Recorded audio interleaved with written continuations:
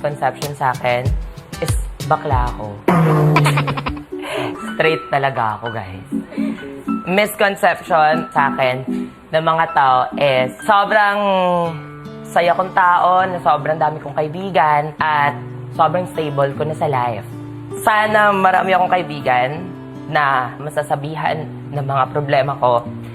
Kasi yung ibang tao, iniisip nila sa akin na, ay, okay naman ako, ay, ang busy kong tao. No one bothered to check up on me.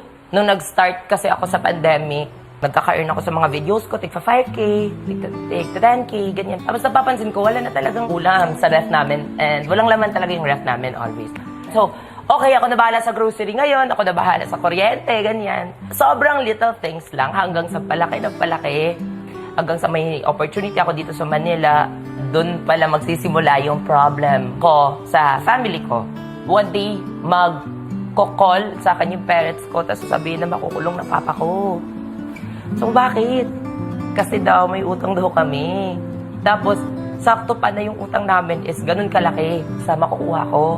Eh, syempre, ayoko makulong papa ko. Kaya, binigay ko. Tapos, nangutang ako. Doon na nag-start yung utang chronicles ko. Syempre, since medyo malaki yung binayaran ko para lang hindi makulong yung father ko, like, kumayod ako, tinanggap ko lahat-lahat ng brands. Everyday, gagawa ko ng script, mag-e-edit ako, mag-shoot ako. Tapos sobrang busy ko that time na nagme-message sila papa sa akin kasi monthly sila nagme-message na saan yung pera, ganyan. Tapos, hindi ako nakapag-reply. Doon ko unang natanggap yung unang message ng papa ko sa akin na grabe ka magpasarap dyan sa buhay mo dyan. Kaya mong makita yung parents mo na naghihirap. Pero sige lang, gusto ko malaman mo na mabubuhay ka kahit wala ka. Sobrang sakit sa akin kasi ginawa ko to para sa kanila. Hindi ako humihingi ng mga bagay sa kanila. Ako yung bigay ng bigay. Natatakot nga ako tawagin sarili kong breadwinner. Kasi si Papa, sinabi niya sa akin, huwag mo naman i-take credit lahat kasi nagwo-work ka. Gets ko naman yun, kaya hindi ko tinatawag sarili ko na breadwinner. Every month, nag-message siya sa akin na, hello, Jan, kamusta? Tapos, magre-reply ako. Tapos, yung afternoon always na nanghihingi. Never ako na-chatan ng kamusta lang. Never in my life naging close kami.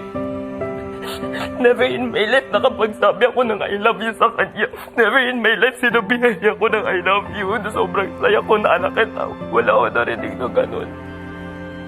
Kaya, ayun, gusto ko talaga na sumali dito kasi hindi lang dream ko sa sarili ko na gusto kong maging kauna-una ang LGBT representation sa Big Four. Pero talaga mostly para talaga sa pamilya ko. Gusto kong malaman nila na sobrang mahal na mahal ko sila. Na sobrang mahal kita pa. I'm doing everything for you. Kahit wala man tong PBB or meron, gusto ko lang no, magiging okay kami ng papa ko kasi parang buong buhay ko to binibit-bit na. Hindi ko po mapigilang maiyak. Bilang malapit pong kaibigan ni Esnir dito sa loob, nasaktan din ako for him. And seeing him open this up, I'm just so proud of Esnir.